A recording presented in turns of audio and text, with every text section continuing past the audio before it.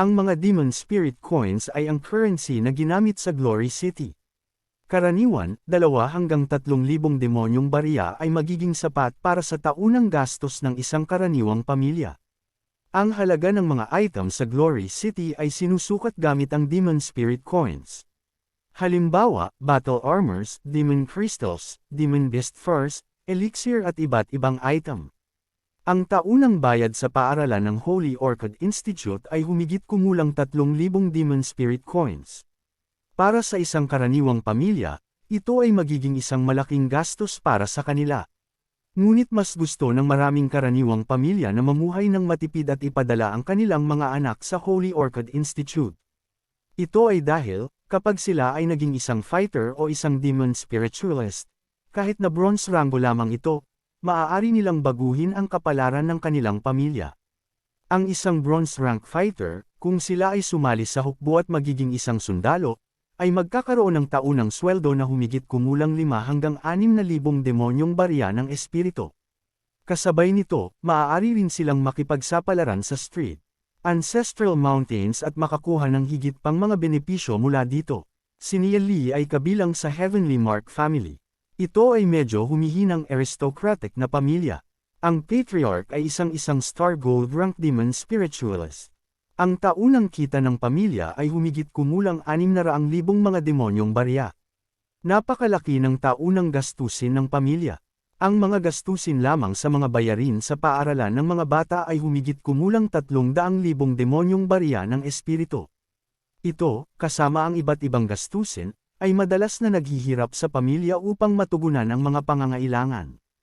Nang walang pagpipilian kundi ibenta ang ilan sa negosyo ng pamilya para masuportahan ang kanilang sarili, nagawa ng Heavenly Mark family na may pasok ang lahat ng nakababatang henerasyon sa Holy Orchid Institute. Minsang sinabi ng patriarch na ang isang natatanging miyembro lamang ng mga nakababatang henerasyon ang makapagpapabanggan muli ng pamilya. Kahit na kailangan nilang mamuhay ng may mataas na halaga, hahayaan nila ang bawat isang kabataang henerasyon ng pinakamalaking pag-aalaga na maibibigay nila. Tumitig. Si Yezayan ay isang kagandahan na may puting ngipin at mga labi ng vermilion. Siya ay tulad ng isang lotus na mumulaklak tahimik habang ang pagkakaroon ng isang hindi masabi. Cute na ugali. Ito ang dahilan kung bakit maraming mga batang lalaki ang nabighani sa kanya. Sa puntong ito, ang titig ni Shenshu ay dumaan sa katawan ni Nia Lee. Ang aksyon ng mga 13-14 na taong gulang na bata ay hindi maaaring makatakas sa kanyang mga mata. Siya ay isang silver rank demon spiritualist.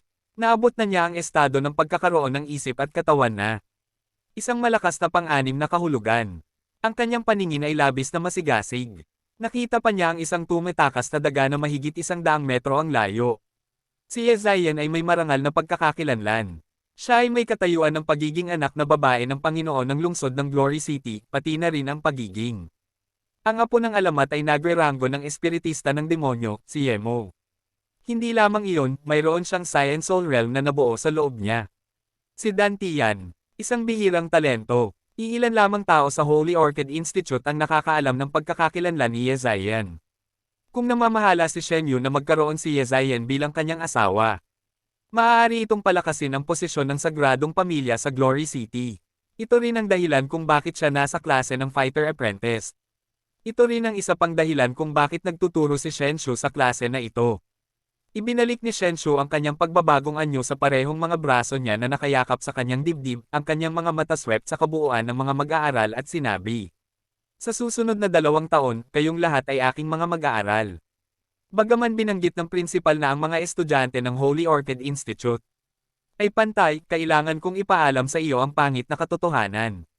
Sa mundong ito, ang pagkakapantay-pantay ay hindi umiiral. Nagsalita si Shenshu sa isang bahagyang matinis na boses. Ang kanyang mga salita ay tulad ng mga dagger na mabigat na sinaksak sa puso ng mga mag-aaral. Tahimik na nakikinig ang mga estudyante sa ibaba ng entablado. Walang nagsalita ng isang salita. Matapos mong lumaki ang lahat at umalis sa paaralang ito, sasang-ayon ka sa aking mga salita.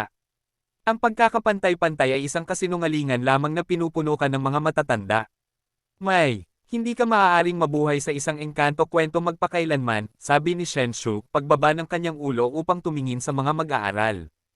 Ang Glory City ay ang tanging lungsod na napanatili sa buong panahon ng kadiliman. Tayo lamang ang mga nabubuhay na tao.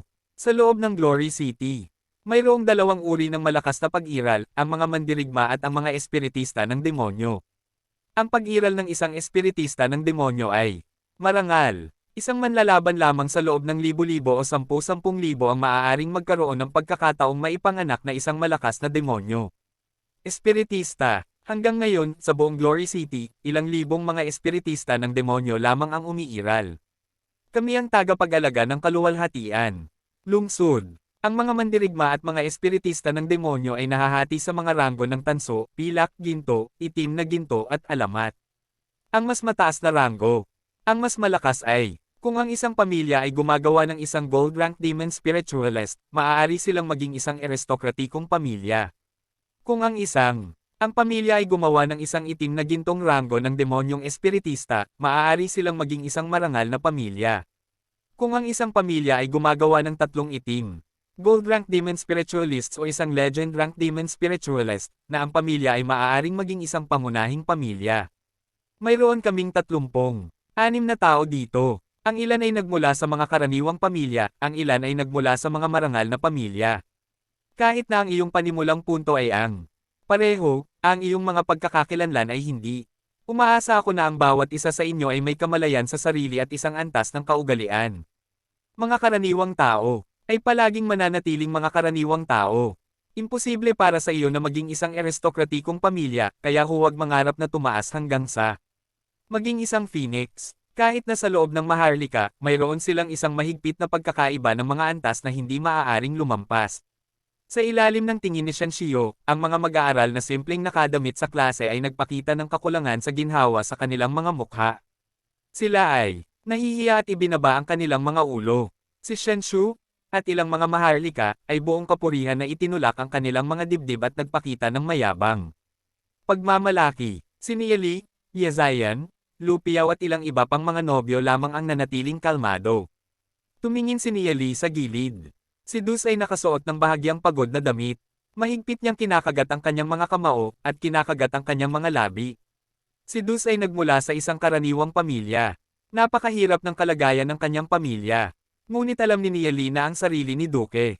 Ang pagpapahalaga ay napakalakas. Sa ilalim ng tingin ni Shenshio, ang mga mag-aaral na simpleng nakadamit sa klase ay nagpakita ng kakulangan sa ginhawa sa kanilang mga mukha. Sila ay nahihiya at ibinaba ang kanilang mga ulo. Si Shenshu, at ilang mga Maharlika, ay buong kapurihan na itinulak ang kanilang mga dibdib at nagpakita ng mayabang pagmamalaki. Si Nieli, Yezayan, Lupiao at ilang iba pang mga nobyo lamang ang nanatiling kalmado. Tumingin si Nieli sa gilid. Si Dus ay nakasuot ng bahagyang pagod na damit. Mahigpit niyang kinakagat ang kanyang mga kamao, at kinakagat ang kanyang mga labi. Si Dus ay nagmula sa isang karaniwang pamilya. Napakahirap ng kalagayan ng kanyang pamilya. Ngunit alam ni Nieli na ang sarili ni Duke. Ang pagpapahalaga ay napakalakas. Malamig siyang humilik, ano ito? Sinabi ng guro na si Shenshu na ang Glory City ay ang tanging nakaligtas sa edad ng kadiliman, na tayo lamang ang nakaligtas. Mga tao, anong patunay ang mayroon ka sa pahayag na ito? Maaari ko bang tanungin kung ang guro ay lumabas sa street, ancestral mountains at binisita ang walang katapusang disyerto, ang nakakalaso na kagubatan, ang Blood Moon Marsh, ang Spirit Gulf, ang Heavenly Luster Mountains, at ang Hilagang Niebe Bago? Tanong ni Nieli. Bilang isang taong muling ipinanganak, at pinanatili ang kanyang mga nakaraang karanasan, si Nieli ay maaaring ganap na tumingin sa Shenshu. Anong makalangit na bundok ng ningning? Anong hilagang niebe? Sumimangot si Shenshu. Narinig niya ang walang katapusang disyerto, nakakalason. Forest at Blood Moon Marsh Bago, ngunit ang mga lugar na iyon ay napakalayo mula sa street. Ancestral Mountains. Siya ay may lamang. Narinig ang mga ito sa mga alamat. Shenshu snorted. Ako ay nasa Glory City mula nang ipanganak, at hindi pa nakapunta sa mga lugar na iyon. Mahinang ngumiti si Nieli at sinabing, dahil hindi kailanman pumunta si Teacher Shenshu sa mga lugar na iyon, paano ka makatitiyak na tayo ang tao lang ba ang nabubuhay?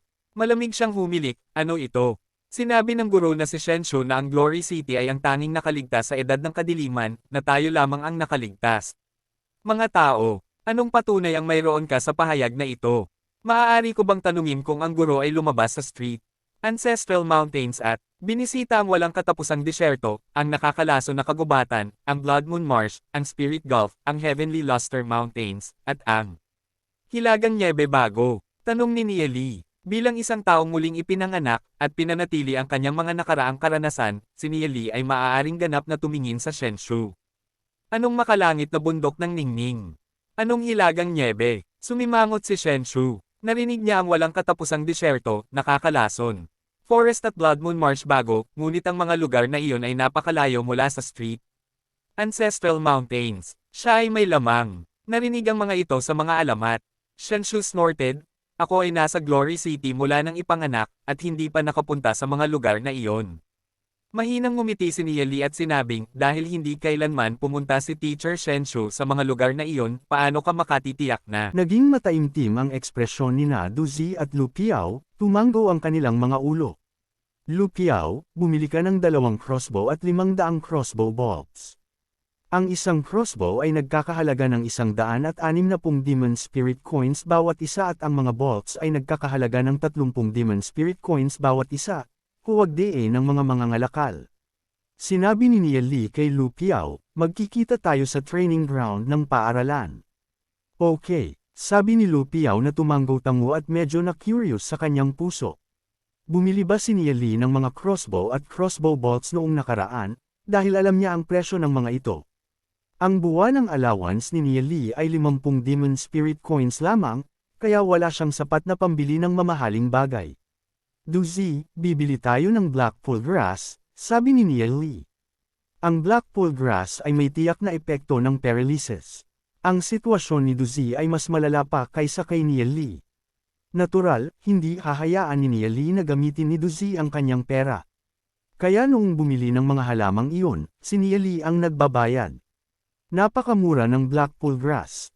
Ang isang Demon Spirit Coin ay makakabili ng isang bungkus nito. Bilang karagdagan, bumili din si Nia Lee ng ilang mababang antas ng Fusing Agent at pumunta sa isang maliit na burol sa gilid ng Glory City upang mangolekta ng ilang Zoysia Grass. Anong balak mong gawin? Curious na tanong ni Duzi. Mahiwagang tumawa si Nia Lee, ang Blackpool Grass ay may tiyak na epekto ng paralysis, ngunit ang kahusayan ay napakababa. Ito ay karaniwang ginagamit upang pahid sa mga sugat upang maibsan ang ilang kirot. Tulad ng para sa Zoysia Grass, ito ay isang pangkaraniwang damo kaya wala pang nakahanap ng gamit para sa mga ito. Gayunpaman, kung ito ay ginagamit sa isang Fusing Agent at Blackpool Grass, maaari nitong lubos na palakasin ang paralysis effect ng Blackpool Grass. Natigilan si Duzi saglit at pagkatapos ay nagtanong, gaano kalakas ang epekto ng paralysis? Tumawa si Nia Lee at sinabi, wala itong gaanong epekto sa mga ordinaryong demonyong hayop. Ang epekto ay mas masahol pa kaysa sa isang mababang grade paralyzing agent.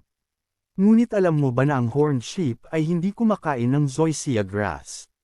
May sungay na tupa, ulit ni Duzi at tumahimik sandali. Parang may nahulaan siyang kung ano, nagliwanag ang mga mata niya. Nia Lee, magiging alchemist ka ba? Isang alchemist. Nag-isip sandali si Nia Lee at tumawa, siguro nga. Ang isang alchemist ay tumutukoy sa mga gumagamit ng mga halamang gamot upang pinuhin ang mga elixir o mga taong naglalaan ng mga race eta. Si Nia Lee ay hindi isang alchemist. Sa kanyang nakaraang buhay, mayroon lamang siyang kaunting kaalaman tungkol sa mga ito. Gayunpaman, ang mga pamantayan ng alchemist ng Glory City ay napakababa. Ni hindi sila maituturing na mga tunay na alchemist. Maaaring maliitin ni Nia Lee ang mga tinatawag na alchemist sa Glory City. Nang si Nia Lee ay nagsasagawa ng kanyang pakikipagsapalaran sa paligid ng kontinente, pumasok siya sa Toxic Forest. Ang mga taong naninirahan sa Toxic Forest ay nakaligtas sa hindi mabilang na pag-atake mula sa mga makamandag na demonyong hayop. Maaari silang ituring na mga tunay na alchemist. Sinimulan ni Nia Lee ang paghahalo ng mga damo at mga fusing agent, na nakakuha ng kabuuang 6 na buong bote ng gamot. Mga lugar ng pagsasanay ng Holy Orchid Institute ang training ground ay itinatag ng legend-ranked demon spiritualist na si Lord Yemo at ng principal ng paaralan, na isang Black Gold-ranked demon spiritualist. Ang mga lugar ng pagsasanay ay napapaligiran ng matataas na pader. Taon-taon, ang mga eksperto sa Glory City ay kukuha ng ilang mababang antas na demonyong hayop at ilalagay sila sa mga lugar ng pagsasanay. Ang sinumang mag-aaral ng Holy Orchid Institute na mas mababa sa silver rank, ay maaaring pumasok sa bakuran. Ang mga mag-aaral ay maaaring manghuli ng mga demonyong hayop sa loob at kumuha ng balahibo, mga kristal ng demonyo, at iba't iba pang materyales ng hayop mula sa kanila at malayang itapon ang mga ito sa kanilang sariling kagustuhan. Ang ilan sa mga mahihirap na estudyante ay maaaring manghuli sa loob ng training ground para tumulong sa pinansyal na sitwasyon ng kanilang pamilya. Ang pangkat ng tatlo ni Lee ay hindi pa nakakarating sa isang star na bronze na rango. Kaya ang lugar na kanilang pupuntahan ay ang lugar ng pagsasanay na pinakaligtas na lugar. May mga horned ships lang sa lugar na iyon. Kahit na ang horned ships ay napaka-agresibo sa kalikasan, sila ay herbivore pa rin. Sa makatuwid, ang kanilang mga pag-atake ay magdudulot lamang ng malubhang pinsala. Kaya't maaari silang ituring na ligtas. Ang tatlong grupo ni Lee ay pumasok sa training ground pagkatapos nilang ma-verify ang kanilang pagkakakilanlan ng mga gwardya sa pasukan. Training grounds apprenticeship area sa loob ng kalat-kalat na mga puno. Magkakaroon ng mga tagpi-tagpi ng mga patlang ng damo na may sungay na tupa na dahan-daang pumapalibot sa kanila. Namumula ang kanilang mga mata. Paminsan-minsan, itinataas nila ang kanilang mga tenga upang makinig. Sa sandaling makapasok ang isang tagalabas sa kanilang teritoryo, walang awang nilang sasalakayin siya. Biglang, isang abnormal na tunog ang narinig. Ang horned sheep na pinakamalapit sa grupo ni Lee ay nagpakawala ng ungol at sumugod patungo sa direksyon ng abnormal na tunog.